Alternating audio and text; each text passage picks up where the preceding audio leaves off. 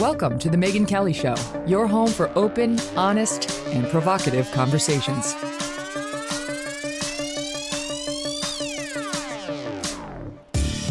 Hey everyone, I'm Megyn Kelly. Welcome to the Megyn Kelly Show. We have a packed show for you today. Two of our favorite docs, rational COVID experts, are here with us to answer your questions and mine. Don't you want to get to the bottom of this? Once again, the Omicron misinformation machine is out there. Everyone's trying to panic you. Should we be panicked, right? Reasonable people are honestly saying, I'm open-minded to panic, right? It's like, do I actually need to?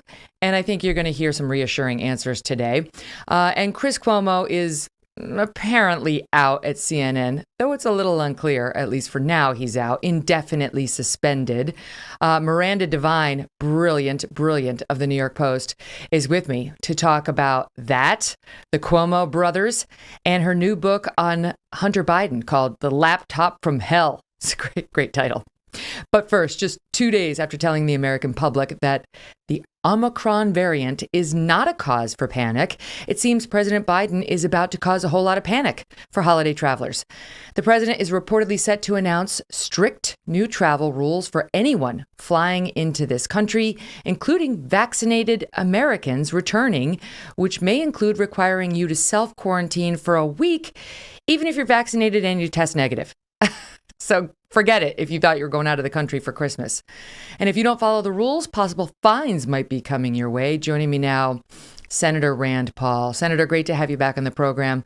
So let's start there. What do you make of the latest threat that now you're vaccinated, you've tested negative, you leave the country, you come back in with a negative test, and you still might have to quarantine for 7 days?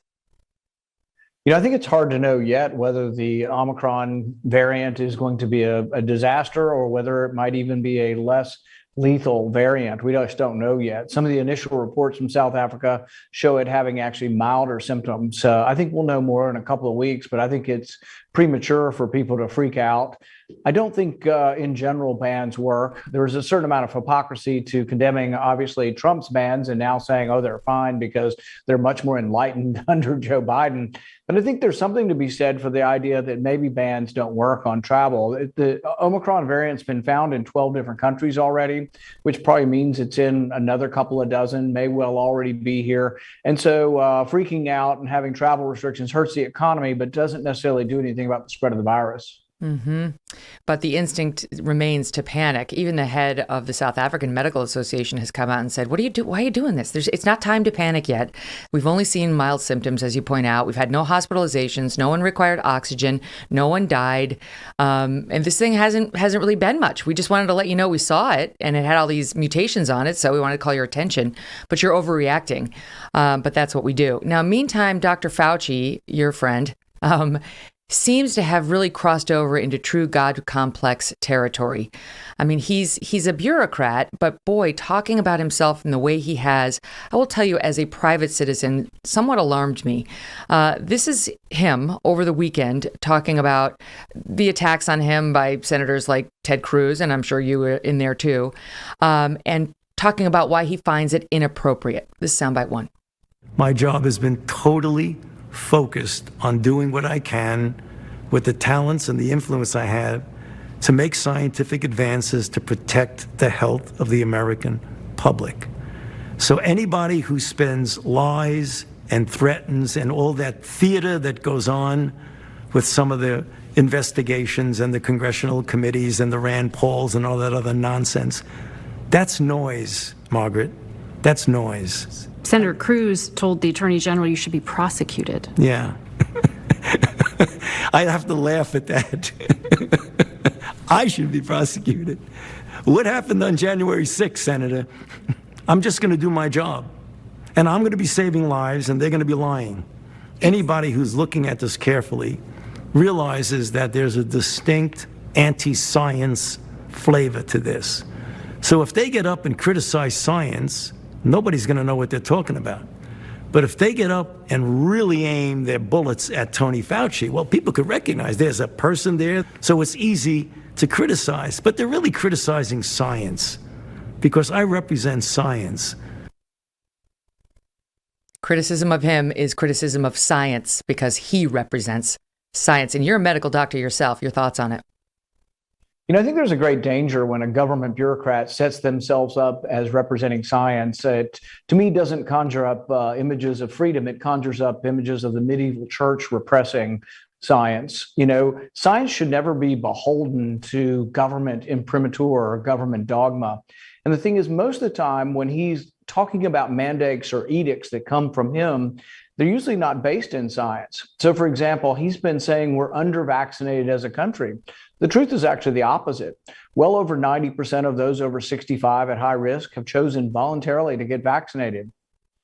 For children, he says, well, we should mandate it on the children. And yet the death rate among children is almost zero. And if you look at this and you say, well, do we have enough immunity to slow this down? It now appears, even according to the CDC, that well over 100 million people in America, a third to maybe a half of Americans have had COVID naturally. But if you don't count that natural immunity, then you jump to the conclusion, oh my, we're under-vaccinated, we must mandate this. And that's probably not the truth and very much open to debate. But for him to say to question him is to question the emperor of science, to question the almighty high priest of science, is really something un-American, scary, and worrisome that we'd elevate anybody to such a position. Do you think his power and newfound fame has gone to his head? Without question. And the thing is that he wants to maintain as if his only goals are altruistic and he wants to help people, but he's been unwilling to discuss the origins of this virus. He's been unwilling to discuss that he still is in favor of funding gain-of-function research where they create viruses that don't exist in nature, and that there's a great deal of evidence that this pandemic started in a lab in Wuhan. Because he's unwilling to even countenance that or have any discussion of that, he continues to support funding the lab in Wuhan. He continues to support funding gain-of-function, very dangerous research in our country. And there are many professors, many esteemed professors in the DNA world, in this microbiology world, who are worried that we could create a virus, or one of these scientists could create a virus that could have 15% mortality or 50% mortality. And yet there's been no discussion of this because everybody is so beholden in Washington anyway to Fauci that I've been unable to have the Democrats commit to any hearing or any investigations on the origin of this virus. And that worries me because I think we could well have another pandemic worse than this come out of a lab. Mm-hmm. Yeah, he continues to wiggle on gain of function, even though his group admitted, subsequent to his congressional testimony, that they did fund it through Peter Daszak's group, EcoHealth Alliance.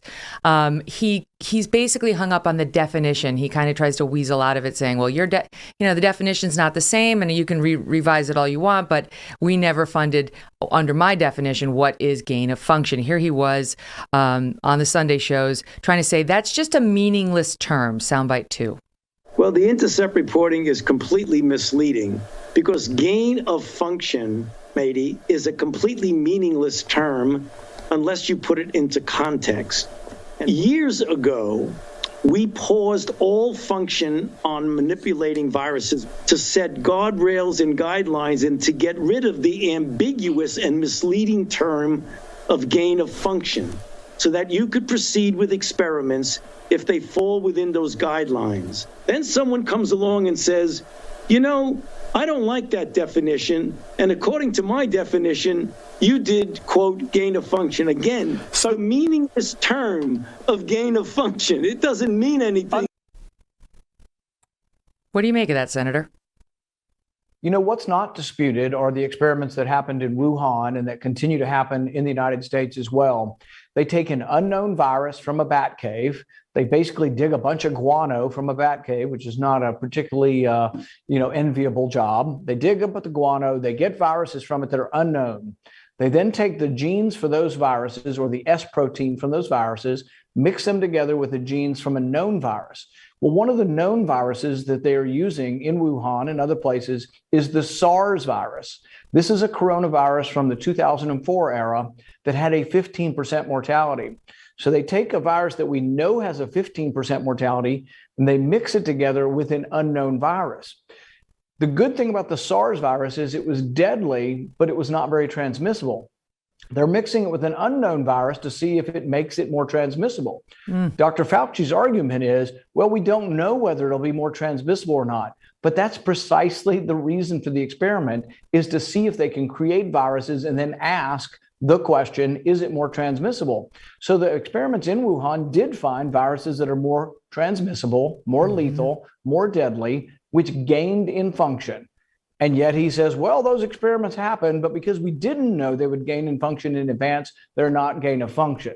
If that sounds like parsing of words, that's exactly what it is. It's him wiggling away from responsibility. He realizes now that 5 million people died and 5 million families are grieving from the loss of people who died from a virus. And if this virus came from a lab that he was funding, absolutely, he should be ridden out of town on a rail. That's the thing that's so infuriating about the whole thing, is you're trying to sort of figure out what happened in that lab. What did we fund? What didn't we? Should we be revising policy? Should we be holding people accountable? And he just keeps trying to, like a whack-a-mole, wiggle out from underneath your thumb, saying, well, it wasn't technically gain of function. Well, we didn't really do what you said we did. But I think Josh Rogan of the Washington Post, he's written the definitive book on this. He's been a very objective reporter on it. He put it in a way I think we can all understand. Quote, Fauci and the NIH were collaborating on risky research with a Chinese lab that has zero transparency and zero accountability during a crisis, and no one in a position of power addressed that risk. Fauci's arguing the system worked. It didn't. And he went on to add, the Wuhan lab took our money and know-how and built another secret part of the lab where they worked with the Chinese military. I mean, isn't that the point? Whatever you want to call it, that he can't deny that happened. And realize that this isn't just partisan voices making this point. There's a professor from MIT, his name is Kevin Esfelt. He helped to develop the CRISPR technology, which may someday cure things like hemophilia and other genetic diseases. He's a known scholar, a known scientist, not a partisan. He wrote in the Washington Post in an op-ed about a month ago and said that this type of research, this gain of function research that Dr. Fauci is denying, this type of research could threaten our very civilization. It's a risk we should not be taking. This is coming from nonpartisans. There's another Dr. Ebright from Rutgers, been saying the same thing for 15 years. We are endangering civilization as we know it to create viruses that don't exist in nature, with the risk that they could be released, particularly in some of these labs that have been cited for lack of safety in China. So this should not be a partisan issue. I cannot believe that there are not any Democrats in Congress who care about trying to prevent something like this from happening again. It's appalling. I've been fighting for 6 months for a hearing, and I cannot get a committee hearing on any of this. They're influenced by people like Jimmy Kimmel. He was on the air the other night with this nonsense, but he speaks the way he says what many, many Democrats, including those in control right now, feel about Fauci, about you, about the push for information on this. Take a listen to this. He didn't ask for this. He's not a politician. He's a doctor. His interest is in protecting us from disease. And what are the thanks he gets? He gets scumbags like Ted Cruz, like Rand Paul, like that vile, inflatable Macy's parade balloon of dog Tucker Carlson, making up lies. The reason they do it is so they can keep terrifying old people, which is basically what they do for a living. They scare senior citizens in order to get ratings and money and votes. But to do that, they need villains. To scare grandma, they need fresh villains. So they zero in on this tiny, adorable, tired man who's done nothing but good for the world. And they make stuff up about him. They insinuate that he helped develop the virus in China. He's part of the deep state. He does cruel experiments on puppies. They will say anything to tear him down. They'd say he invented mosquitoes if people were dumb enough to believe it. And guess what? People are dumb enough to believe it. Wow. Thoughts on that? Well, you know, there's an important debate that should be occurring in our country that Dr. Fauci has completely obscured and tried to brush under the rug. And that is the debate over whether natural immunity is an important part of the way that a country or a population fights a virus. Mm-hmm. We now have 50 million people who have tested positive for COVID in our country, but even the CDC admits that there's at least 2 people for every 1 person we know about. So that's really 100, maybe 150 million people. Virtually half of the United States has had COVID. This is important because this is one way. You don't choose to get COVID, but if you've had it, we should at least examine whether or not that immunity that you get from that is helpful. What we are finding is that the vaccines do help in preventing severity of the disease and death. And so if you're at high risk, I recommend taking them. But we should acknowledge that the natural immunity exists, because the thing is if your child has already had it, it makes no medical sense to give your child a COVID vaccine. Mm-hmm. Even if your child hasn't had it, the death rate for children is virtually zero. And we should examine evidence. On the masks, we should look at Sweden. 1.8 million children in Sweden have been going to school for over a year and a half and no deaths. And you say, well, what about the risk to their teachers? Well, the teachers have no higher incidence of getting the disease than any other occupation in Sweden. This is a great deal of evidence that what Dr. Fauci is putting out as he is the science and that all the science, there should be a debate over masks. There should be a debate over who needs to be vaccinated. And there should be a debate over access to treatment. Have you ever heard Dr. Fauci talk about access to monoclonal antibodies? Mm-mm. If he does, he says, we want to make sure the deplorables don't get them, that too many people in Florida are using them, that we need to ration them. This is the real danger. He is not a disinterested sort of nation's doctor. He's a government bureaucrat that has always worked for government, and his first response to any problem is more government. So he isn't an objective source of information, and he's done a great deal to obscure the truth by hiding the science and glossing over the science.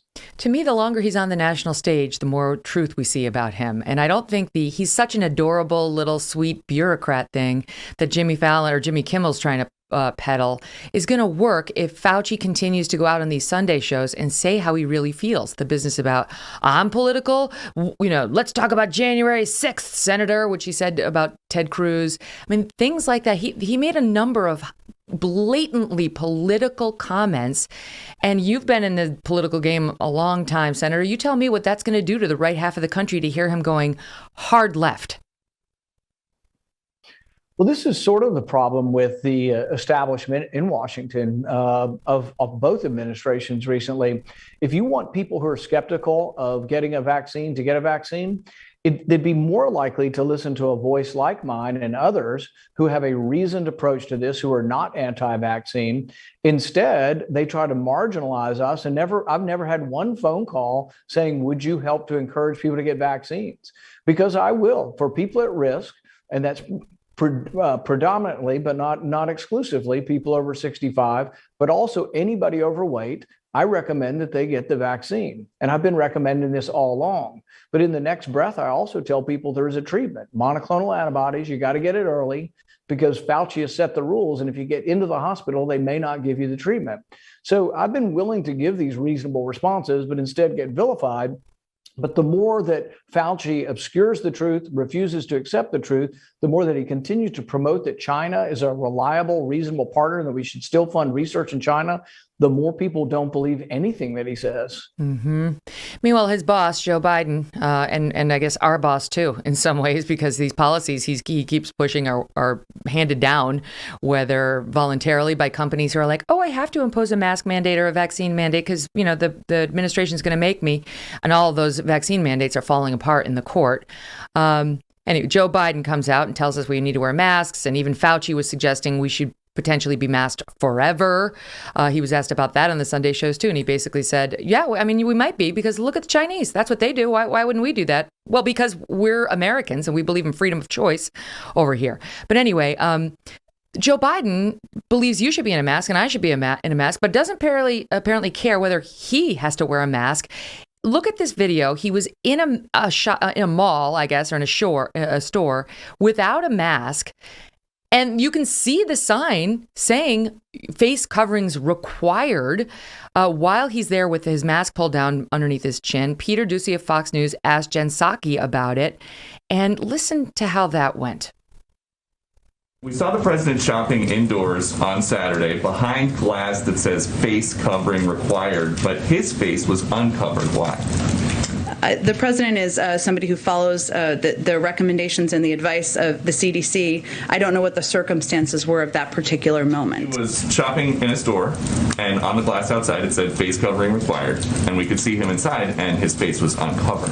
Well, again, Peter, our recommendation and advice continues to be for people to wear masks when they are required in establishments. I'm concerned that when the president says today, please wear your mask indoors in public settings around other people, and he doesn't do that, that it's going going to make it harder to get people to follow him? I think you see the American people, and all of you see the president wearing a mask every time he comes out to an event, when he's sitting in meetings, and certainly he will continue to model behavior he hopes the American people will follow, not for his benefit, but to save their own lives and the lives of their friends and neighbors.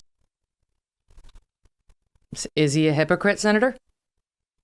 Well, without question, and I think it's not just him. You look throughout the left that's, preaching that we all do this. Some of the most startling photos now are sort of the Hollywood elite, but around them, the servants, those serving their glasses and their champagne are all wearing masks while the Hollywood elite don't.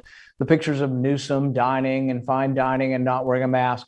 But there's something even worse here, because we haven't even, the hypocrisy is apparent, but we have so forbidden the discussion of whether they even work that we have ignored something. I believe that Dr. Fauci's advice on masks actually costs lives, that the misinformation that cloth masks work actually might encourage you to engage in risky exposure to someone and get the disease when there are masks that work, 10 times, maybe 100 times, maybe 1,000 times better. So you can imagine a 75-year-old person whose spouse has COVID. And if you take Dr. Fauci's advice, just wear your cloth mask, your cut up t-shirt, put a bandana on and go in and take care of your loved one. Well, if you're really at risk and you're 75 years old and you're going to take care of your spouse, I think that's commendable. But really, the advice should be to wear a mask that works. The N95 has a much better chance of working. You have to have a very tight seal. You can have no air going around the mask. Nobody wears a mask that way. The doctors do and the nurses do in the COVID room. But by giving people bad advice, what we're doing is we're getting them all to submit and to the submission of lemmings, but we're not giving them good medical advice. We're actually giving them the wrong advice. Cloth masks, frankly, don't work. And actually, if you put this up, YouTube's going to take it down. I hope you're not on YouTube, because they'll probably take it down, because it's true. Cloth masks do not work. But even the administration's own advisor said that once he left. He admitted in a moment of unexpected clarity. Yeah, they don't get taken down. Apparently, YouTube only cares if a Republican points out, one, that there are randomized controlled studies, a large one from Denmark, showing that half the people wore masks, half the people didn't wear masks, and guess what? The incidence of disease is about the same. In Florida, we have a large number of school districts. Half of them obeyed DeSantis, half of them disobeyed DeSantis's rule, and they had a mask comparison. Incidence of the disease the same between the unmasked students and the masked students. So we should have a discussion of the science. Just to add to that, Senator, the CDC did its own study of 90,000 kids in Georgia months ago, and they found that masks had no discernible effect whatsoever that would benefit the children. None. They have, and the New York Magazine reporter David Zweig, he also writes for The Atlantic, he's been doing great reporting on this. So, whatever, you have your opinion on it. We've seen studies on it from the CDC. So whatever. The truth is the truth. I got to ask you this, though, because in the end, what we need to do is control some of these bureaucrats who are running around, issuing these edicts that we then must follow. You could do that by winning the presidency and doing something about Dr. Fauci. But you tell me what could happen if the Republicans retake the House and or the Senate next year. If we take over the Senate next year, I'll be chairman of the Health Committee, and I pledge to use the subpoena power to get every last record about the origin of the virus, about Fauci, about all of the studies, all that's coming forward. They've been sending us redacted copies when they send us anything at all. So we are going to get to the bottom of this if we're in charge. But there's an important philosophical thing that has nothing to do, or it has indirectly to do with partisan politics, but we should not centralize authority. I've told people I have an opinion. I support it with random peer review studied, and then we can have a debate. But I would never appoint myself to a position of dictatorship over what the truth is on medicine or science. That is the medieval church that did that, and that was a big mistake. Fauci sets himself up as the medieval church. We should never centralize the authority. I meet doctors every day who are afraid of their license being taken away from them or their board certification being taken away from them because they choose to treat COVID in a slightly different way than the government's algorithm. It might mean they give monoclonal antibodies a little bit earlier or a little bit later. It might mean that they give inhaled steroids. God forbid, they might even use ivermectin. But the thing is we have always allowed this until recently, doctors some discretion to figure out what's best for their patients. We should never centralize that. And that should be the real message of this, is that centralized control of medicine it has the same ramifications, bad ramifications, that it does when you centralize the authority over the economy. They're both bad news. I mean, I, for one, is somebody who am very anti these mandates, even though, I got the vaccine. So did my husband. I appreciate you being out there fighting against it, because it's so hard. Like my kids, they have to go to school. If I don't put a mask on them, they won't take them. We need people in power to fight against this authoritarian overreach. So I'm grateful to you, Senator Paul. Thank you for being here today. Thanks for having me. Up next, Miranda Devine. I'm so looking forward to this. She's brilliant. She writes for the New York Post. If you read nothing in the New York Post, you've got to read her, because she's just, the way she works her pen makes me feel like, yes, oh my God, why couldn't I have said it like that? She's here to talk about the Bidens and the Cuomos and the laptop from hell. Safe Rings is a small family-owned business whose owners are firefighters, landscapers, warehouse managers, teachers, and homemakers. And they have been selling silicone wedding rings online since 2005. Safe Rings are non-conductive, hypoallergenic, heat-resistant, and designed to stretch and eventually break prior to damaging your fingers. Remember Jimmy Fallon and his ring avulsion injury that was caused by a metal wedding ring when he slipped and fell in his kitchen? Don't be like Jimmy. No, you don't have to go through that. Safe Rings is the only company in the industry that manufactures 100% of their rings right here in the good old US of A as well. Designed for the people who can't wear a traditional wedding ring, but still want to be able to show their commitment without risking their safety. For instance, electricians, linemen, police, fire, construction workers, military mechanics, and on and on. I have so many fun stories for you about why you need this. I'm going to unleash them as we do more ads with this company. They are also great if you have an active lifestyle and you enjoy things like biking, hiking, lifting weights, swimming, sailing, etc. You can still wear a symbol of your commitment without the risk of losing your finger or losing or damaging your expensive wedding ring. You can also customize your ring with an engraving on the inside or outside of your ring to make it completely unique. Their biggest sale of the year is going on right now, so there's no time like the present to give Safe Rings a chance. Head on over to saferings.com/MK. Now, stay with me on the spelling. Safe Rings with a Z, not an S at the end of rings, .com, RINGZ.com/MK to get the very best deals of the year. Welcome back to the Megyn Kelly Show. CNN has suspended its anchor, Chris Cuomo, indefinitely now, they say, after new documents showed he misled everybody about the extent to which he was involved in his brother's defense against sexual misconduct allegations that basically resulted in the end of his gubernatorial career. Joining me now to discuss that and much, much more is Miranda Devine, New York Post columnist and author of the new book, Laptop from Hell, Hunter Biden, Big Tech, and the Dirty Secrets the President Tried to Hide. Love the title. Miranda, thank you so much for being here. So we'll get to the book in one sec, but let's start with Chris Cuomo. So they're saying he's suspended indefinitely because they feel misled about the extent to which he was involved in advising his brother. At first, I thought to myself, oh, they knew what he was doing. But, when I took a closer look at what Chris Cuomo, how he described what he had done, and then what the newly released documents from the New York State AG, Letitia James, show, there is a stark difference between what he admitted to and what he was really doing. Your thoughts on it? Thanks, Megan. I'm really thrilled to be with you. Look, I think the Chris Cuomo story just speaks for itself. The documents there show that he misled the viewers. He misled CNN about his involvement with his brother. No one would really blame a brother for wanting to help, out when he's in trouble. But he went far and beyond anything that was appropriate or ethical by using, it appears, his journalistic contacts and sources to find out information that would be damaging to the women who were coming out against his brother and accusing him of sexual harassment. So, that's really journalistic malpractice. And I guess it's not really a surprise considering how incredibly callous the pair of them were. I know, your friend Janice Dean on Fox News lost her in-laws, and she speaks about the devastation that they were feeling at the very time that the Cuomo brothers were having this comedy routine on air.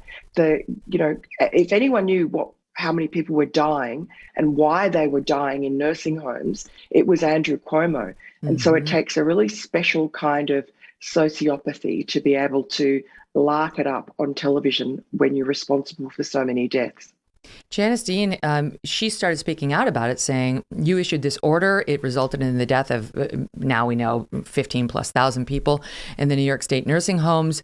She started to say, I'm upset. And, my husband's parents are now dead.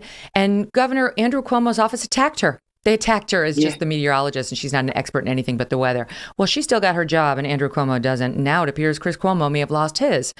And she said that moment when Andrew went on Chris's show, Chris Cuomo took out the big Q-tip, ha, ha, ha, joking around, oh, this is what you'd need for a COVID test with your nose, was the moment that did it for her. Like the cavalier callousness, the sort of, promoting his brother.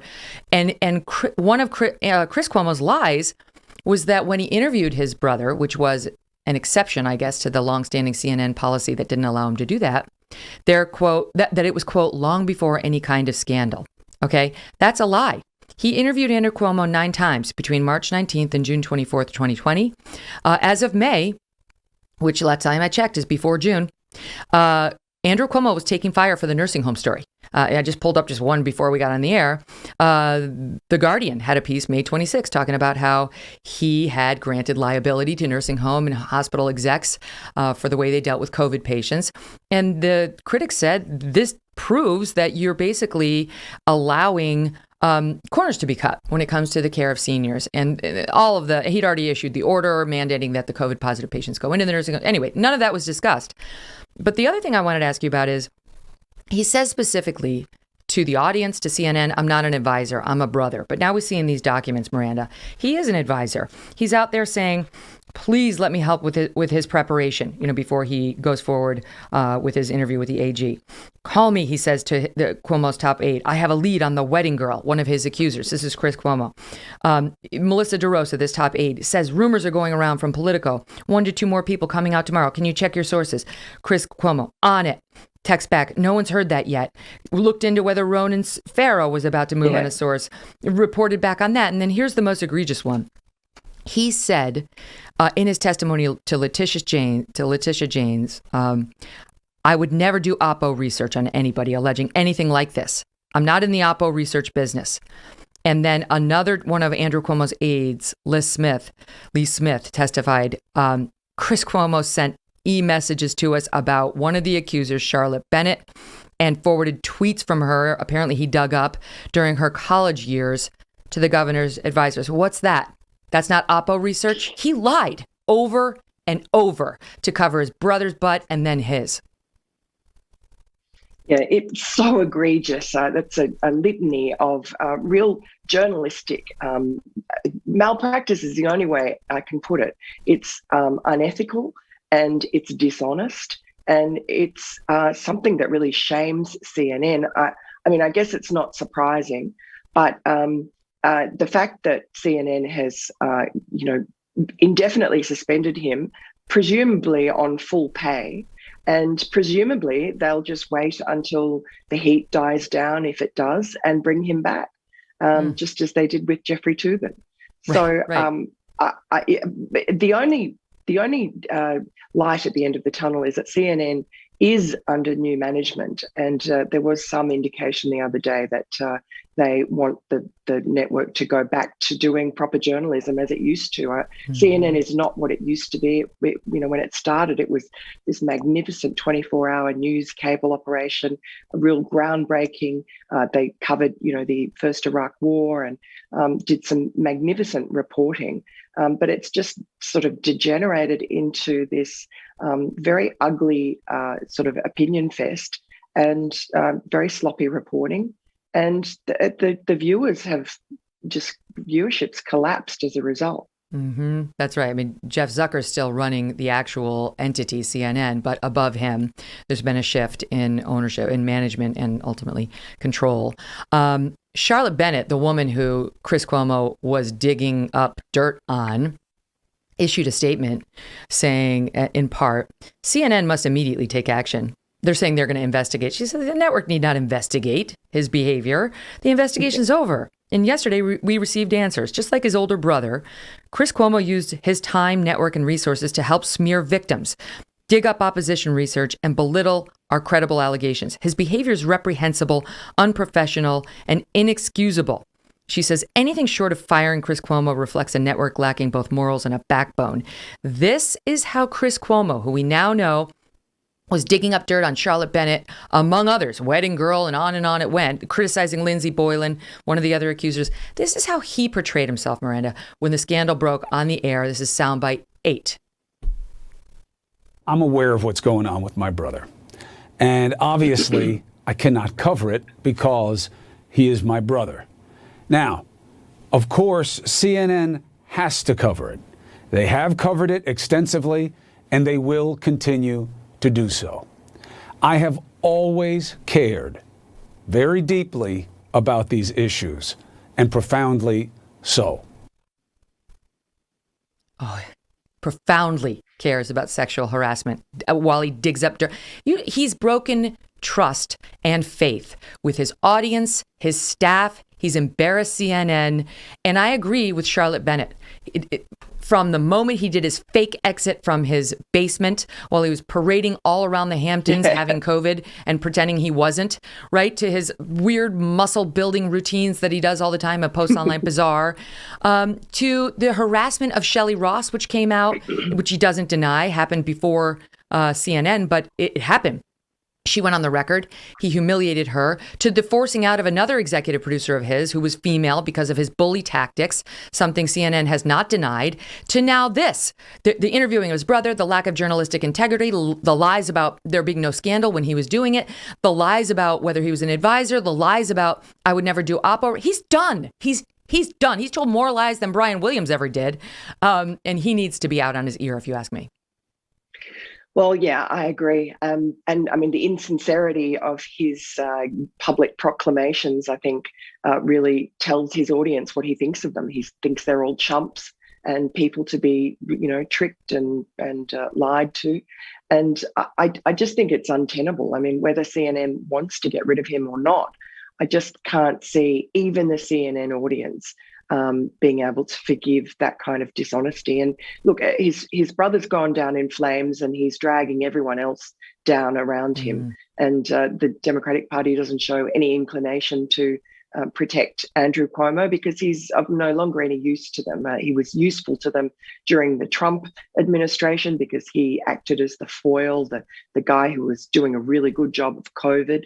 Of course, it was the opposite. He was doing a terrible job of COVID. New York has one of the worst, the second worst per capita death rate of any state, second only to New Jersey, where Phil Murphy also did the same horrendous order with nursing homes, forcing them to take in COVID positive patients. So I think it's karma. Everybody who supported Andrew Cuomo is getting their comeuppance as they should, because this was a matter of life or death. And the approval ratings of Andrew Cuomo and the pass he got for so long on the deadly orders he was issuing are also, in fact, in part attributable to CNN's malfeasance and Chris Cuomo's yuckety, mucky, whatever, interviews with his brother, which gave him the halo, which allowed him to, I'm this avuncular, enjoyable, sweet guy, just doing the best I can. Meanwhile, people like Janice Dean's in-laws were dying unnecessarily in these nursing homes where the most vulnerable patients were, which never should have been required to take COVID positive patients. And he comes out yesterday, Chris Cuomo, and said, I think it was on his Sirius show, he's on Sirius too, why Andrew Cuomo went down? He went down because the media didn't support him. Ultimately, Miranda, you lived it along with me. They idolized him. They gave him a pass on everything until women like Janice dragged them kicking and screaming to the nursing home story. Yes. And look, he was the anti-Trump, so he could do no wrong, and they put him up on a pedestal. And they've done the same thing with Anthony Fauci. It's quite obscene that the people who have been sanctified during the pandemic are actually the people who have done the most harm to the American people. You are not wrong about that. All right, looking forward to turning the page and talking about your new book right after this, The Laptop from Hell. And she has done her homework on Hunter and Joe Biden right after this. And remember, folks, you can find The Megyn Kelly Show live on SiriusXM Triumph Channel 111 every weekday at noon East, and the full video show and clips when you subscribe to my YouTube channel, youtube.com/Megyn Kelly. Do me a favor, go subscribe now, and then we will see whether YouTube suppresses my interview with Rand Paul, and let's stay in touch on it, right? Go there now, subscribe so you can let me know. And if you prefer an audio podcast, you just want to share the show with somebody you love, go ahead and subscribe and download. Apple, Spotify, Pandora, Stitcher, or wherever you get your podcasts. If you leave me a review over on Apple, I will read it. And by the way, there you're going to find our full archives with more than 210 shows, including with Janice Dean a couple of times, who has been righteously celebrating the downfall of the Cuomos. Ladies and gentlemen, take a quick look in the mirror. It's not pretty, is it? No, it is. It looks good. It's fine, but it could use some improvement under here, can it? I mean, hello. Especially once you pass 50. The bags under your eyes, well, imagine them gone. Imagine that version of yourself. You can get rid of those bags. And the puffiness, right? You get that in the morning under your eyes just in time for this holiday season. That's thanks to my pals at Genucell. Genucell plant stem cell therapy for bags and puffiness under the eyes. Don't take my word for it. Listen to Rosa from New Jersey. She took the time to leave this review, and you know when somebody writes the review, they mean it. Quote, I felt the bags under my eyes firm up, and the skin was glowing.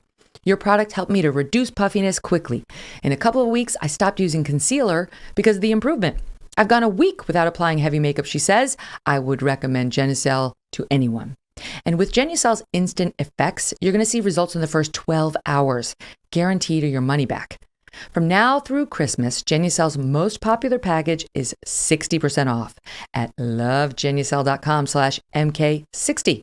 Treat yourself and a loved one to the absolute best skincare in the world. Just go to lovegenucell.com/MK60 and enter that special promo code MK60 for an extra special holiday present. lovegenucell.com/MK60, lovegenucell.com/MK60.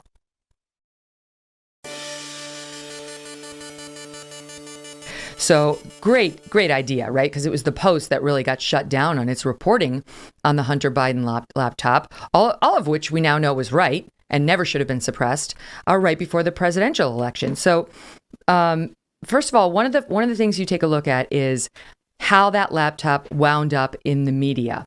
And how it wound up made me, I wrote this in my notes, Miranda.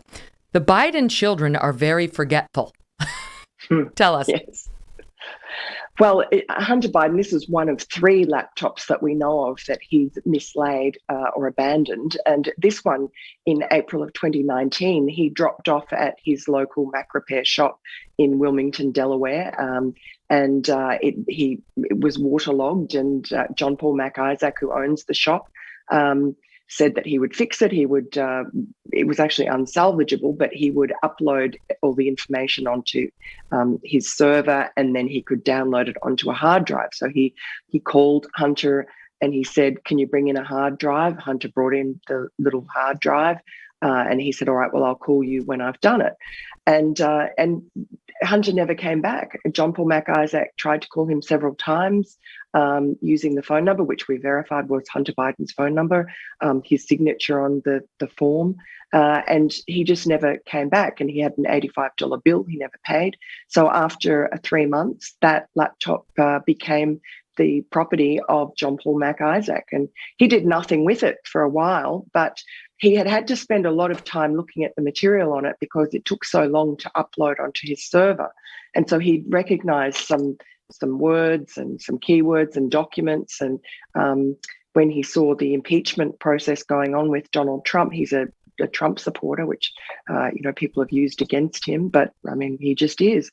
And he was watching that, and he saw all this talk about Burisma, this corrupt Ukrainian energy company, and he recognized that from the material on the laptop. And so he thought that it might be important, and he was a bit concerned. So he called the FBI, which is what law-abiding people do. They took their time, but finally came along and picked up the laptop. And he had a copy, of course, of all the material on his server. He made a copy for his own protection, he said. And when nothing came of any investigation from the FBI, this is December 2019, he ended up contacting several Republican congressmen. Jim Jordan was one of them. He just got no response. And finally, he saw Rudy Giuliani on television and decided he'd try him. So he found an email address, which actually was for Rudy Giuliani's lawyer, Bob Costello, sent him this email, which was very thorough, very well written, and expressed fear for his own safety because he knows that the Bidens controlled Delaware, and he was worried and wanted to make sure that somebody, on his side, I guess, someone who understood about the material in the laptop and how important it was, would also be able to have it so that it didn't just disappear if he disappeared. And he also sent a copy to a friend and said to him, hold on to this, don't open it unless something happens to me. So that's how explosive the material was, and how this just humble laptop repairer just felt really quite concerned. And so Bob Costello, to his great credit, his job at that point was to go through the voluminous emails that came through for Rudy Giuliani, and a lot of nutty ones, but he found this, he thought it was credible, and he contacted John Paul MacIsaac, got him to Federal Express a copy of the hard drive to his home, and he went through it. And wound up in the hands of the media. Well, the thing that I found funny about it is because Ashley Biden, apparently, I think, misplaced her diary. Hunter Biden misplaces his laptop. All of them appear to have very damaging, embarrassing information on Joe Biden. Now that he's president, the FBI is finally interested in protecting him from what's in that diary and is threatening James O'Keefe and the people to whom it was given. Okay, so what... we learned about Burisma and this Ukrainian company paying Hunter Biden all this money every month for nothing. It was basically paid for access to Joe Biden. And then he had links with the Chinese too, and some discussions about getting 10% for, quote, the big guy if you were to strike a deal with the Chinese, meaning Joe Biden. What is new in there about what Joe Biden and Hunter Biden, or either one of them, was doing with respect to, foreign entities for money? Well, I think that the Chinese grift is probably the most significant in terms of America's national interest. And what we know, from the laptop material, but also from Tony Bobulinski, I've also have all his contents of his phones, numerous WhatsApp messages and documents, because he was one of Hunter Biden's business partners in this putting together this deal with this Chinese energy company, CEFC, which is not just a Chinese energy company. This is the capitalist arm of President Xi Jinping's Belt and Road Initiative. This was the pointy end of China's imperialist reach across the world. And for the last 2 years of Joe Biden's vice presidency, there is evidence on the laptop and from Tony Bobulinski's material, which shows that the Bidens were doing work for CEFC around the world, stitching together deals using Joe Biden's name and his influence to make money. Now, they were not to be paid until after Joe Biden left office, at which time he and Hunter were going to set up an office together in Washington, in Georgetown, with their nameplate on the door, CEFC America. And Joe Biden met with Tony Bobulinski in Los Angeles to vet him as CEO of this new joint venture with CEFC. Now, the joint venture that Hunter Biden told CEFC that they owed his family $20 million for the work they'd already done for the previous 2 years while Joe was vice president. So much is made of Joe Biden having left office by the time he met Tony Bobulinski, which is correct, but we know that they were already doing work for CEFC. And we also know that Hunter Biden and Jim Biden got tens of millions of dollars from CEFC and would have got a lot more, except that the whole thing fell over because once the Trump administration came in and Jeff Sessions became Attorney General, they started winding up all these Chinese businesses that were, pirating American intellectual property and preying on America. If you weren't worried about the behavior that happened, after he was vice president, think about what's happening now, right? What this means about Hunter while his dad is president and certainly in the future.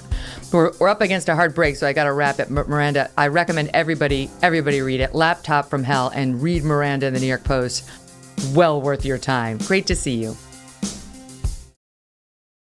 Well, as you've undoubtedly seen, everything is getting expensive. Everything.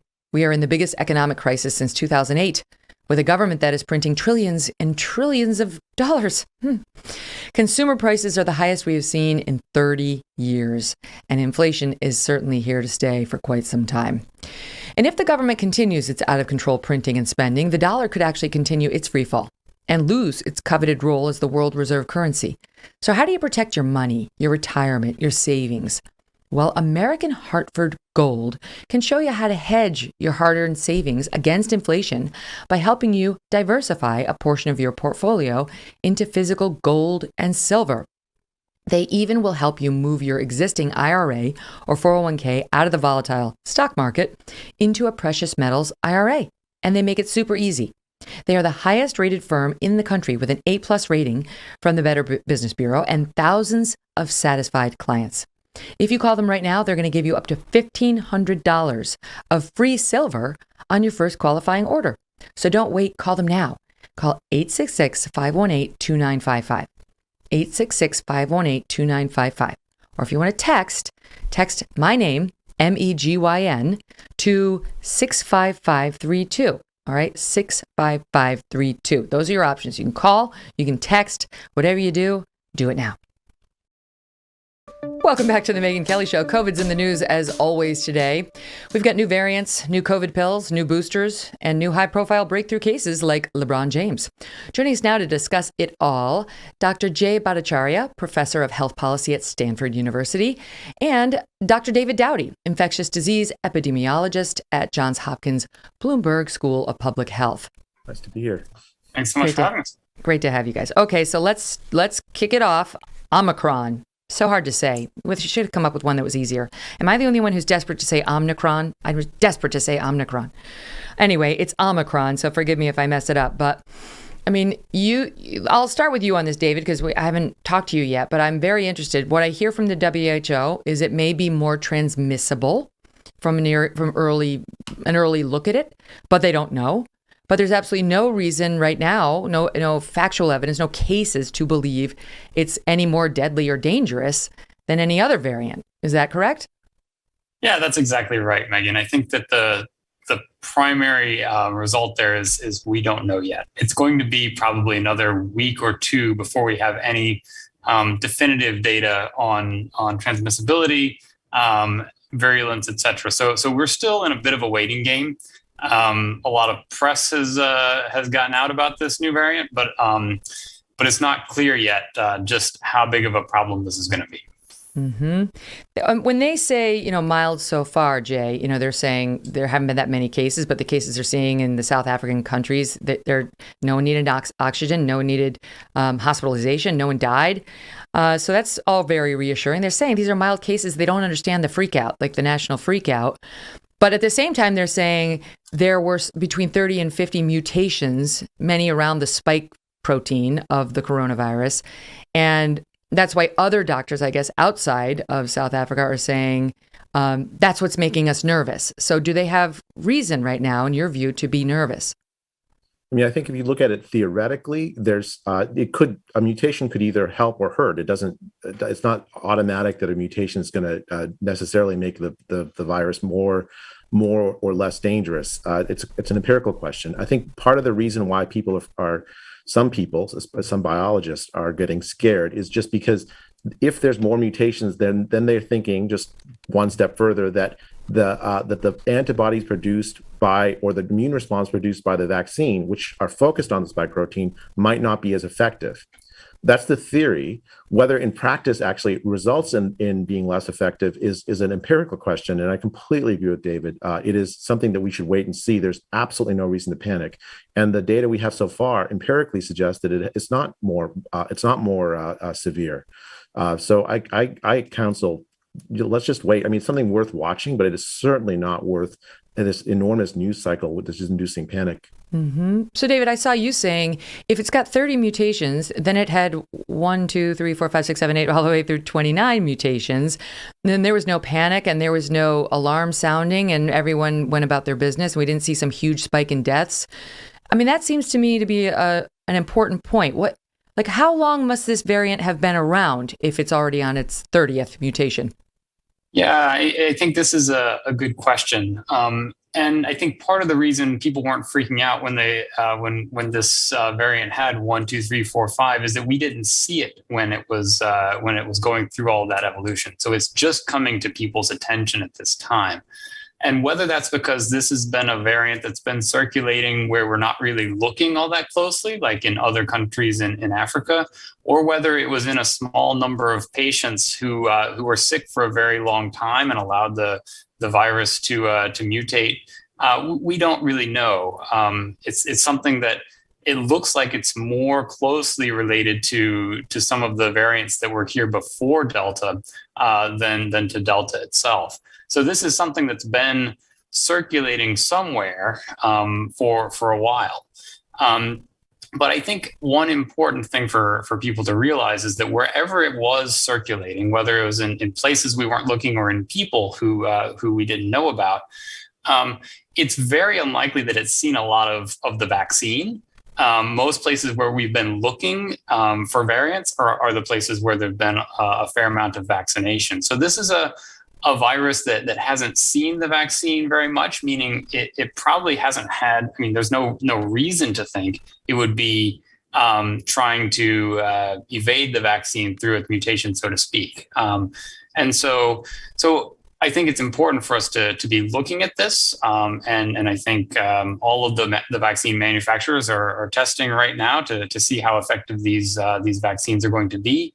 But until we have evidence that this is a variant that can really survive in a place where a lot of people have been vaccinated, I just don't think we need to be panicking at this stage. Mm-hmm. So the 3 questions that we look at when there's a new variant are, is it more easily transmitted? Is it more likely to cause death or severe disease?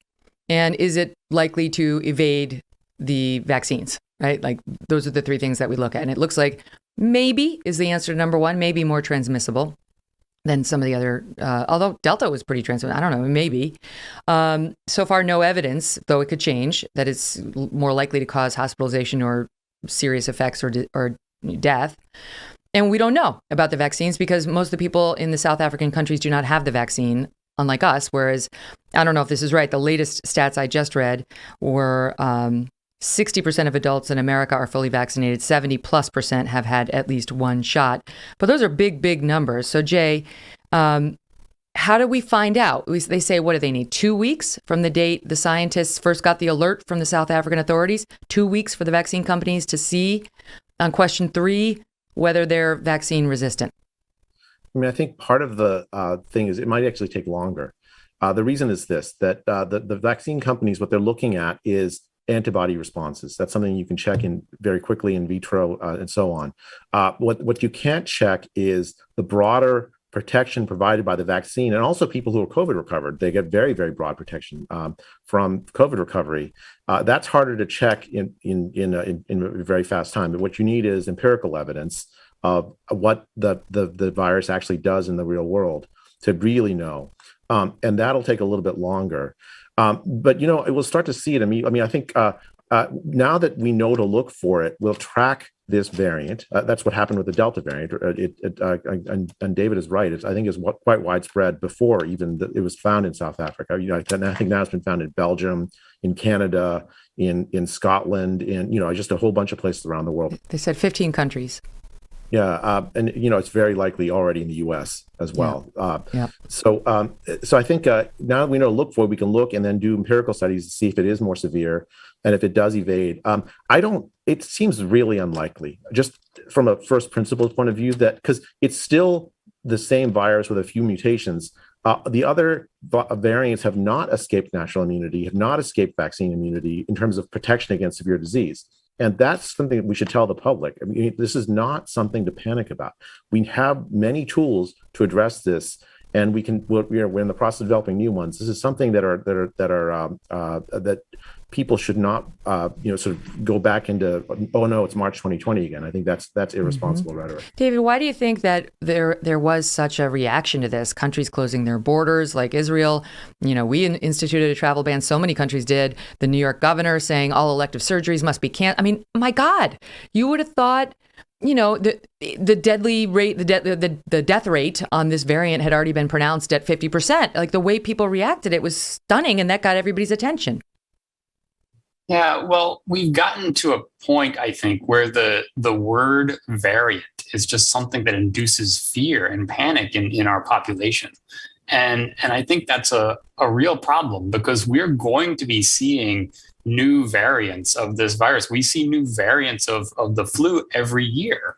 But yet people have associated new variant with massive wave of death. And I think that's the problem, is that there's this link in people's mind between new variant and next big wave. And it's hard to fault people for reacting as humans do. I mean, everyone was buying toilet paper at the beginning of this pandemic. But I think we as scientists, as the media, as leaders of the world, et cetera, we need to be messaging this in a way that does not cause people to have that kind of panic. And maybe we need a new word, but variant has become linked in the public mind with fear and panic. And so I think we just need to find a way to move away from that, because this is not going to be the last variant that we see. Right. I mean, I think that's certainly true on sort of the political left in this country. I think the political right is more like, all right, there's a new variant. I'm going to continue living my life and doing the things that I think make sense to protect me and my family. I don't know if you can get people off of the need for sort of, forgive the term, but fear porn. You can see it in areas outside of COVID too. Some people naturally gravitate toward it. There's something about being afraid that is oddly attractive to them. And then you have media and irresponsible public health messaging that torques it up, plays into it and torques it up. I think I'm just sort of reasonable. I just feel like if I need to be worried, okay, walk me through why I need to be worried. I'm not really a worrier in general, but like if I need to, if there's cause for concern that I need to take precautions for, I'll do it. I just don't see it yet. I'm listening, but I'll tell you this, Jay. One of my first thoughts on it was something you've been saying for a long time, which is, why don't we focus more on vaccinating people in other countries rather than like the obsessive, like everyone here has got to get another stick. Now you need 3 sticks, three jabs. Why didn't we do more to get the people in the South African countries at least 1 dose of the vaccines? This is one of the things the World Health Organization actually has gotten right. They've been pushing for this for a very long time.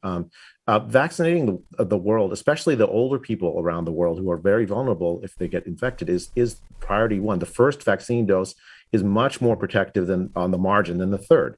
And so I don't really understand.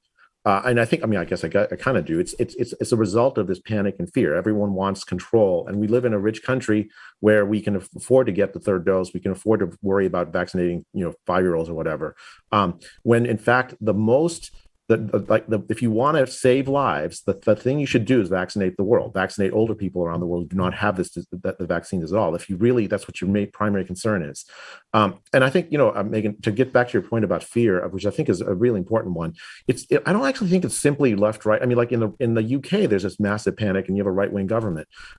You have, I think part of it is actually a class thing.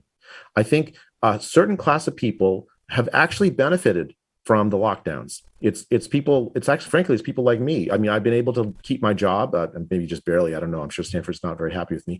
But I've been. I mean, I haven't like actually suffered.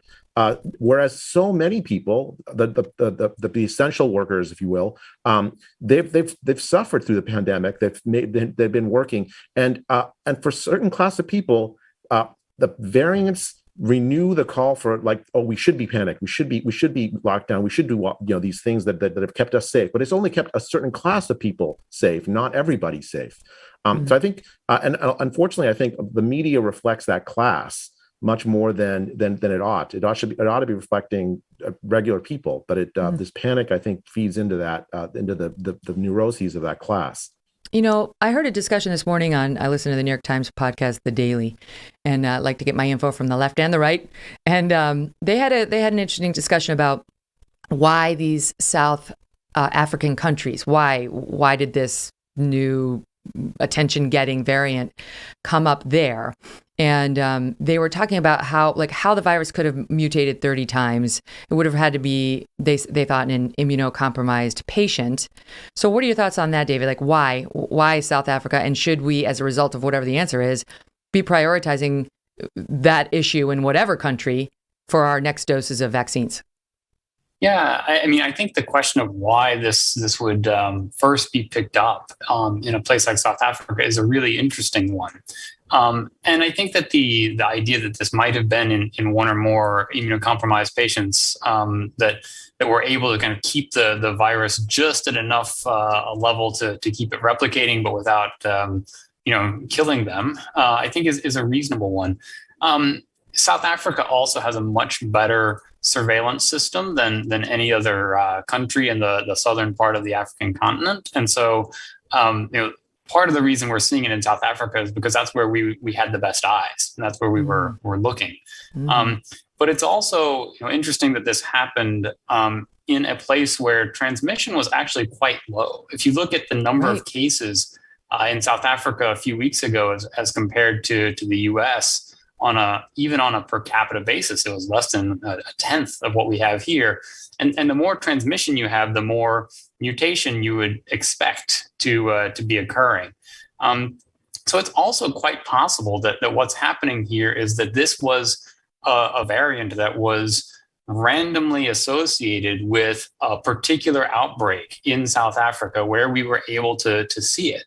And when those outbreaks start, they tend to spread a little bit, right? And we're seeing that's been picked up in travelers throughout the world, but we're not actually seeing, at least not yet, evidence of a lot of ongoing transmission in those new countries. And so it's possible that this was seen just because this is one place where a small outbreak could have a big influence, and we had good eyes on the ground looking at this.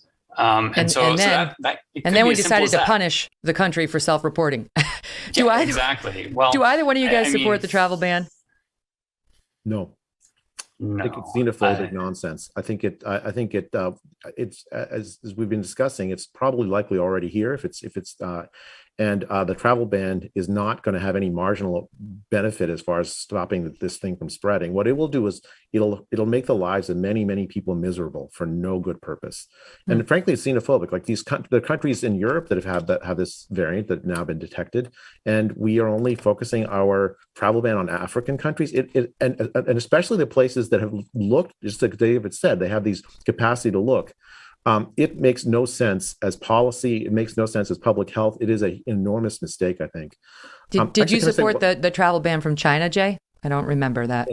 I didn't. I didn't. I mean, I wasn't on Twitter then, and frankly, I wasn't. I wasn't a Twitter like a COVID celebrity then. But I generally think the travel bans are a bad approach to this, and I wouldn't have supported it back then either. I didn't support it back then. All right, just slow your roll, Jay, right? Because Dr. Fauci. We'll get to his God complex in a little bit. COVID celebrity king. Dave, go ahead. Your thoughts on the travel ban? Oh, well, I'm no COVID celebrity, so I can still speak freely. But I think I agree with Jay 100%. I mean, the thing for people to realize is that even the best surveillance system for these variants is going to be 2 or more weeks behind when infections actually are occurring. And so by the time we're able to implement any sort of travel ban, this variant has already gone throughout the world. And that doesn't mean that we need to be scared of it. It doesn't mean this is not the same as at the very beginning of this pandemic, when you have a single place that is where this virus is, for example.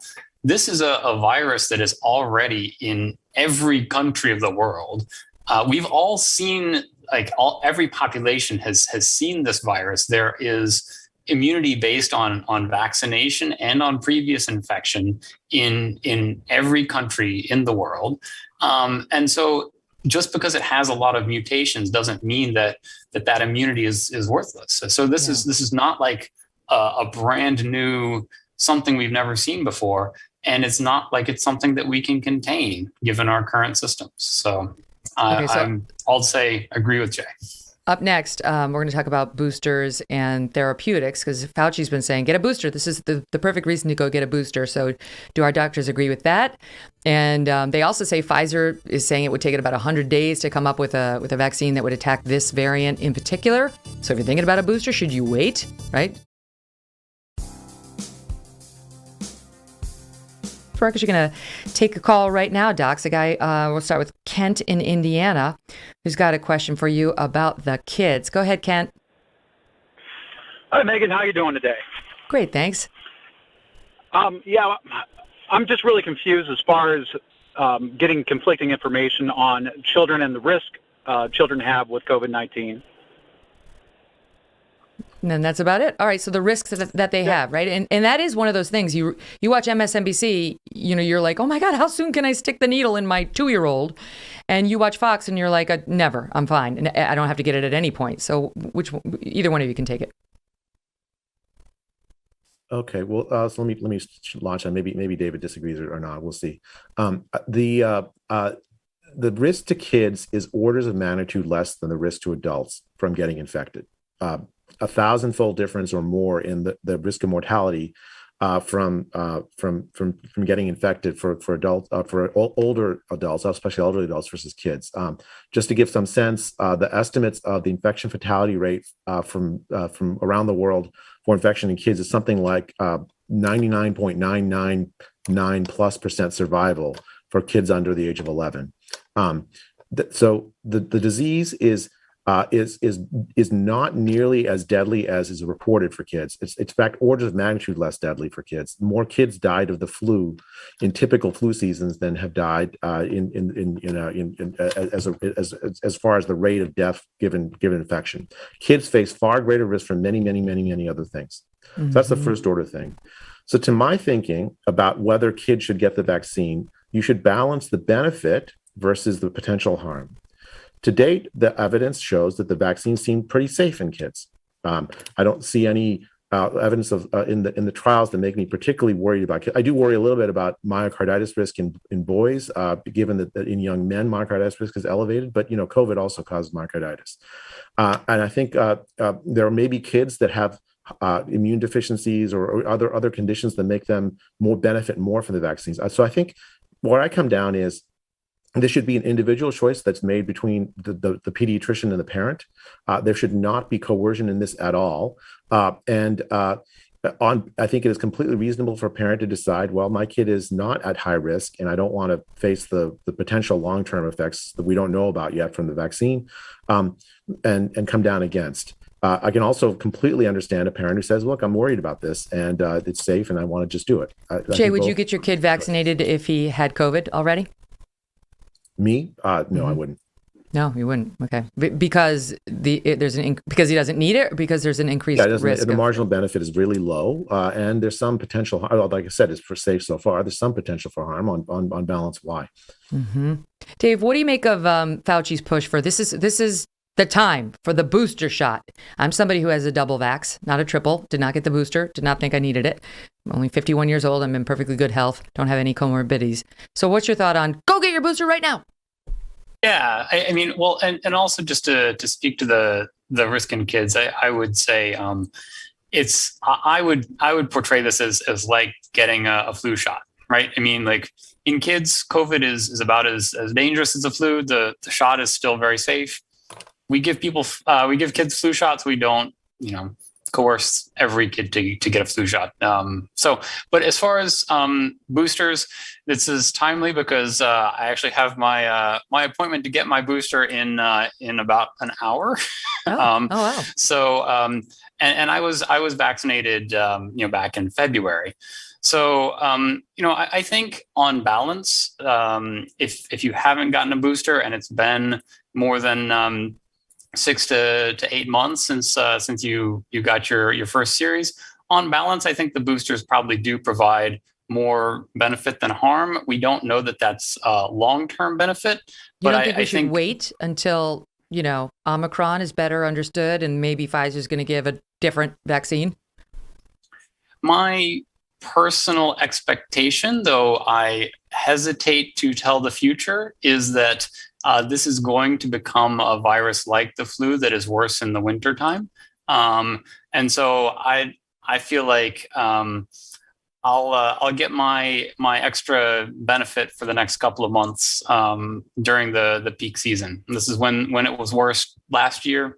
And so, but do I feel really strongly about this?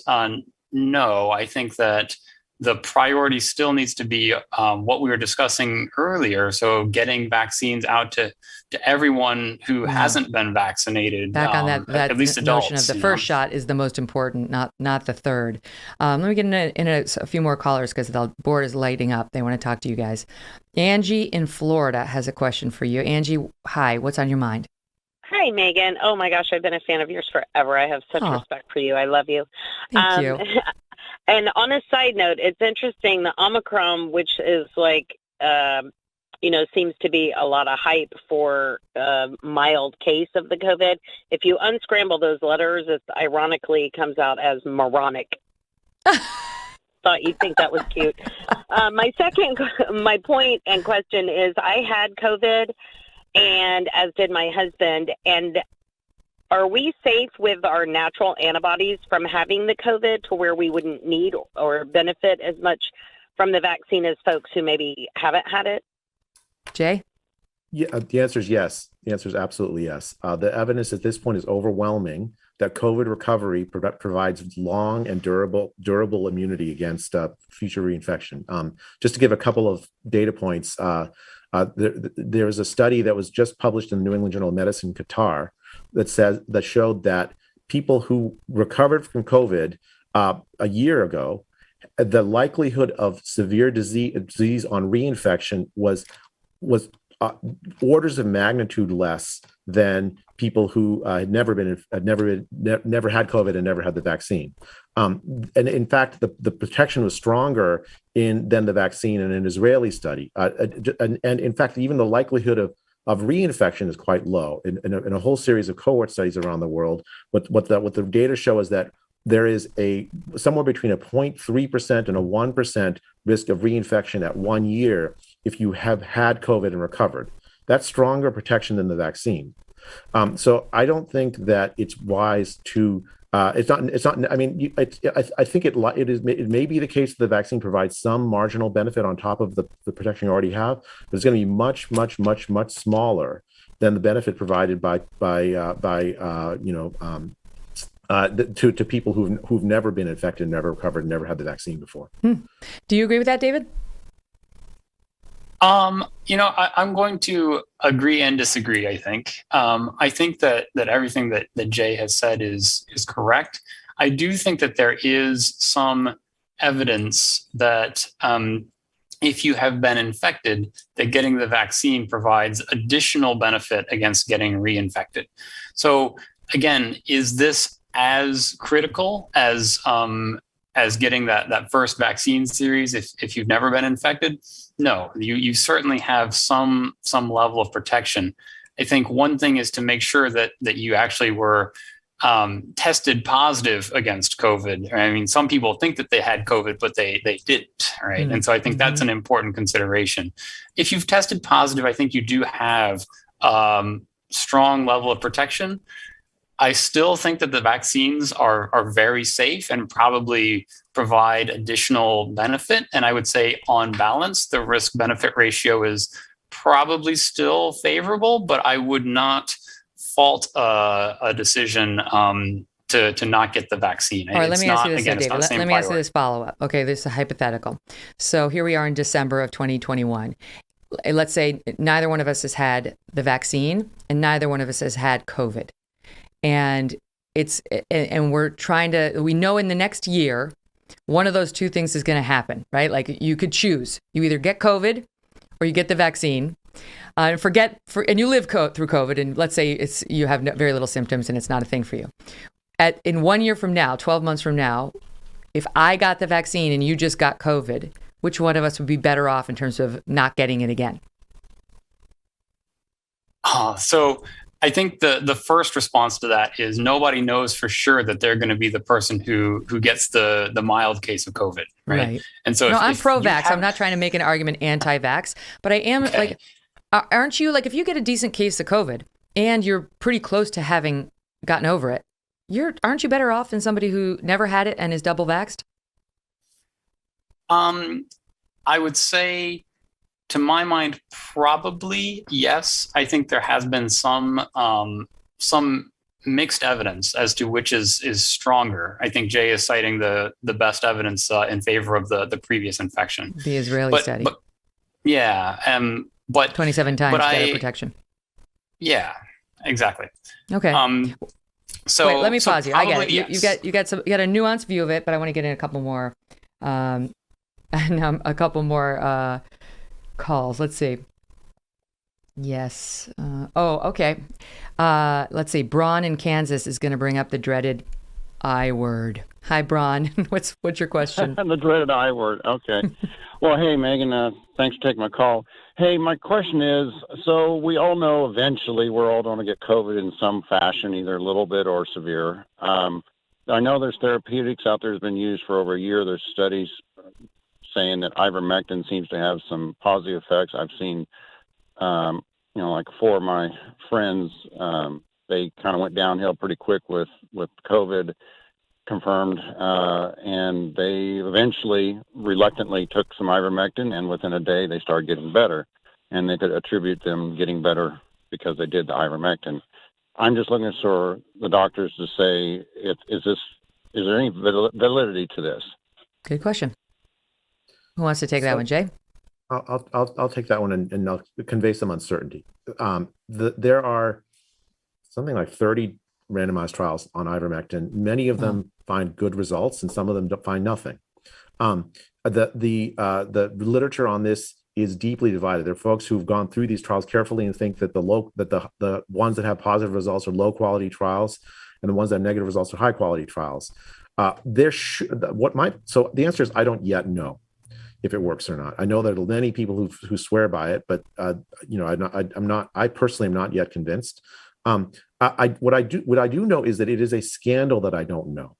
We should have had a very high quality trial done in the United States in 2020 with ivermectin. The hypothesis was out there in 2020 that this was a potentially effective agent. We have a trial actually that the NIH is funding called Active 6 that's due to be completed in March 2023. There is absolutely no good reason for us not to have put as much effort into development of early therapeutics, especially cheap early therapeutics, as we put into the development of the vaccine from the very earliest days of the epidemic. And I do not understand why the NIH in particular did not put its vast resources into rapidly developing an answer to questions like the one the caller just asked. Yeah. It's so weird that we're behind everybody. Israel's doing all this testing, all these other countries. What about us? Hey, we're a big country. We got a lot of money. We got a lot of smart doctors. Why aren't we doing any testing? It's ridiculous.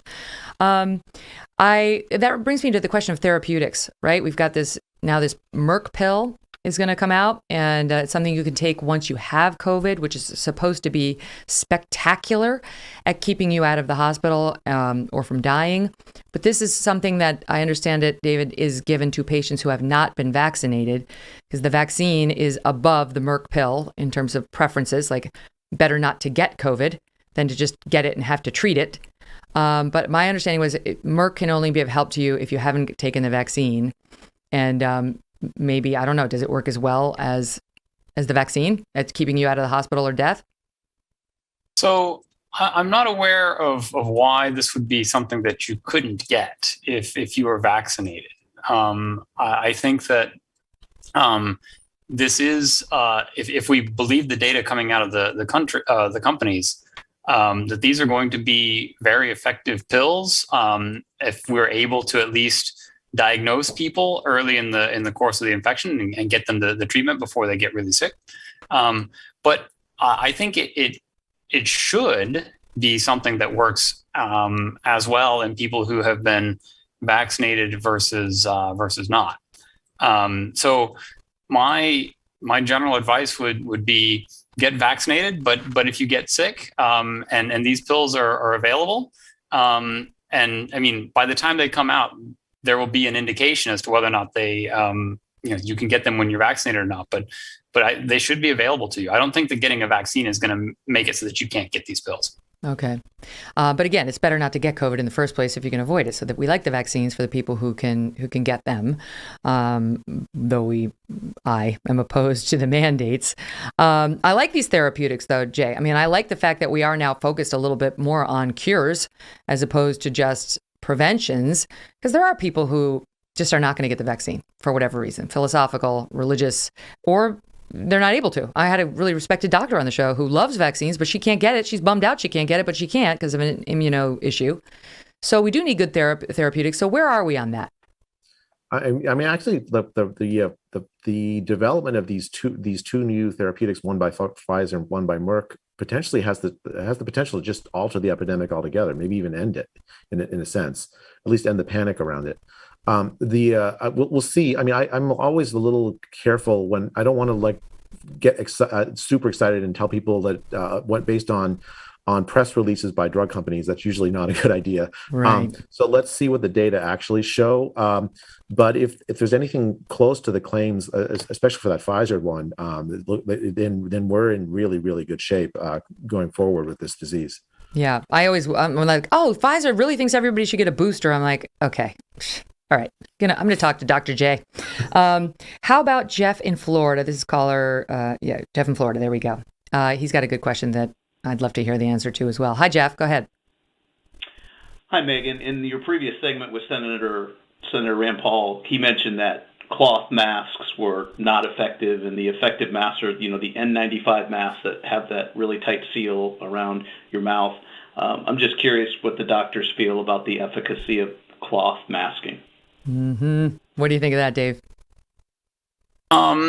So I'm going to say that my personal read of the literature is that on balance, cloth masks do offer some protection, but I will also say that the level of evidence is not as strong as has been, I think, put out there. I do think that masks play a role. I do think that they probably reduce transmission. And I think that when we're in indoor settings with high levels of transmission, we should be doing everything we can to block that transmission. I do think that N95s are better than cloth masks. But I don't want to come out too strongly on this, other than to say I do think that when we have higher levels of transmission, we should be a little bit more cautious about what we do. Jay, it's like I send my kids off to class each morning. They're 12, 10, and 8, and their masks are like over here on their face. It's like falling down off the noses. They're loose. They're kids. Abby, my assistant, is Lillian 3 yet? She's 3. She's got a 3-year-old in the mask. It's like, it's in the back of her head. They're snotty kids. It's like, whatever. It's like ridiculous that mask is doing absolutely nothing. I don't have to be a doctor, but I'll ask you because you are. I agree with you, Megyn. I think that especially on children, the evidence that masking children has any effect whatsoever on disease spread is null. I mean, zero. There's no high quality randomized evidence whatsoever about masking children and the effect on the disease spread. You can look and see how the different agencies around the world have dealt with this. Our CDC recommends masking 2-year-olds. No other health agency in the world agrees with that. So for instance, in Europe, the masking recommendations start at 6. And actually, the ECDC says 12. And the World Health Organization says 6 to 11-year-olds be very careful, think carefully about it, because there may be developmental harms and other harms to some kids from masking. Learning languages might be tough for some kids if they can't see the faces, or in learning emotional responses. I mean, there's some weird fight among psychologists, which I would never have thought, that there's some people who say that masking kids has absolutely no effect on them. There's no harm whatsoever.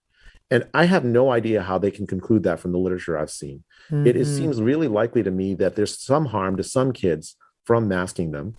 At the same time, there's no good evidence at all that this stops the disease spread or has any appreciable effect on disease spread. As you say, the kids don't wear the mask very effectively. Frankly, adults don't wear these masks very effectively. No. And so I come down against masking children. I think it is at least forced masking of children. If a parent thinks it's necessary, I mean, I'm not gonna sit there and argue with them. But I do not think that schools should be forcing kids to mask. And I think they should have very, very easy ways to opt out if they so wish. Yes, preach. All right, stand by. More with the doctors right after this.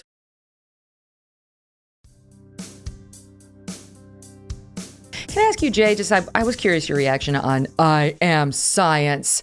Dr. Fauci and everyone else is a liar. Your thoughts?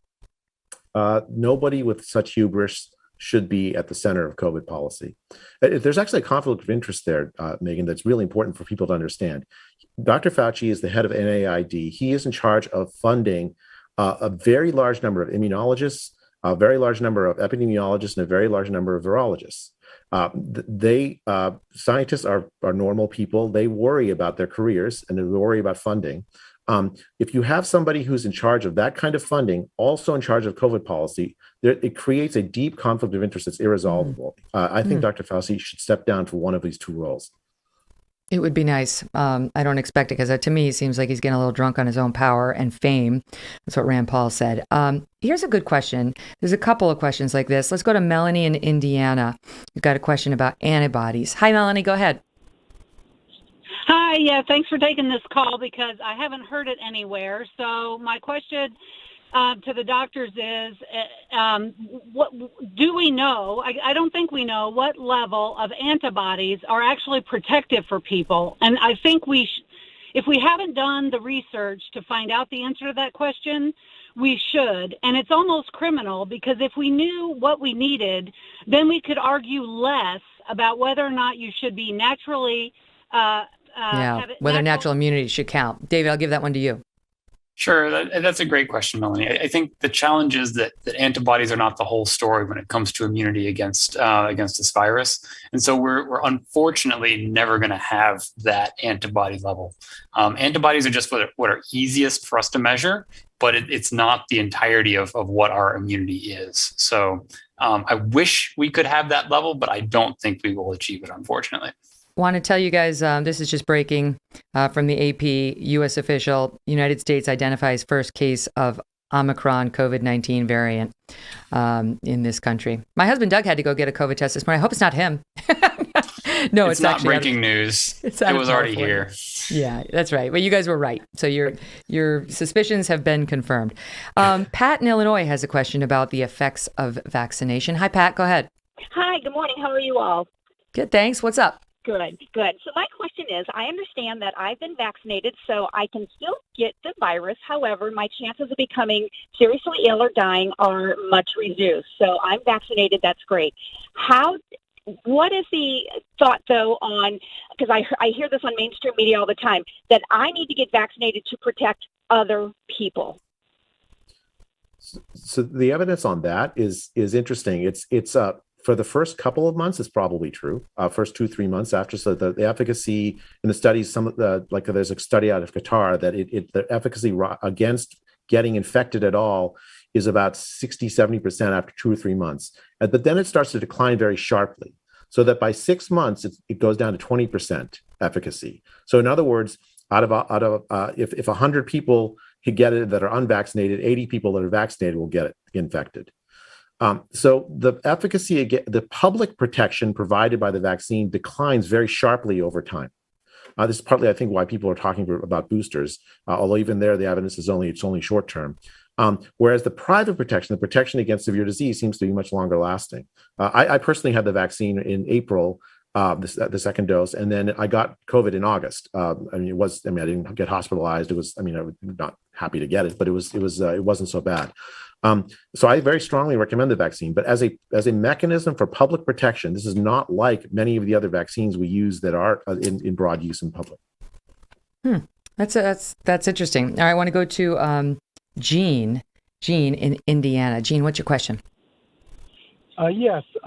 My wife and daughter have both had the virus, and I was around both of them. And actually, the day my wife was getting sick, I was right next to her. And I am O positive blood type. I've heard that if you're O positive, there could be some resistance to the virus. Is that correct? David? So I think that there are people who get very mild cases and asymptomatic cases. I do not think it's a result of blood type. Yeah, there's a lot of people said that too. Like I'm A positive, and they're like, "Oh, A positives don't get it," and I haven't gotten it, but I've also gotten the vaccine, and I don't know. Whatever. I don't listen to all the Dr. Fauci edicts, but I do what's reasonable. Here's a question for you. This is actually good. Phil is in Massachusetts. He got a follow up on ivermectin. Go ahead, Phil. Hi, Megan. It's good to talk to the doc here. I've been in dairy farming my whole life, and we've been around the ivermectin, and it's always a pour-on worm medication. It's never oral. So when did this become oral, especially for people, and what's the deal with that? So ivermectin is used by billions of people around the world to treat parasitic infections. There's this disease called onchocercasis, which is the number one cause of blindness worldwide. Ivermectin is very effective. I think it's an oral dose for that. So it is effective in used widely as an oral medication. So I don't think the controversy is whether the ivermectin is useful as a human drug. It is incredibly useful. It was a Nobel Prize was awarded for it in the mid 90s because it was such a big advance. The only question is whether it's effective. The question here is whether it's effective to treat COVID-19 early on or not. And for that, as I said earlier, I don't know the answer. But can I ask you a quick question? We're up against a break, but how do you know if you need a drug at all if you get COVID? Like how do you know? I got to go get the monoclonal antibodies, or I got to look into ivermectin. David? Part of this is about how old you are and how susceptible you might be to getting sick. Also how early you are in the course of the disease. But in general, especially as we get better treatments, I think the pressure is going to be on to get diagnosed sooner so that you can get these meds and keep yourself out of the hospital. And more testing. We need more at-home testing. Guys, such a pleasure. Thank you so much. And thanks to all of my listeners for calling in. Really appreciated your thoughtful questions. I want to tell you, don't forget to watch the show tomorrow. We got a lot of hot legal cases. The Supreme Court case on abortion, Jussie Smollett, that case is underway. Ghislaine Maxwell, there's a lot. Download the Megyn Kelly Show on Apple, Pandora, Spotify, and Stitcher. Go to youtube.com/Megyn Kelly to watch it. See you tomorrow.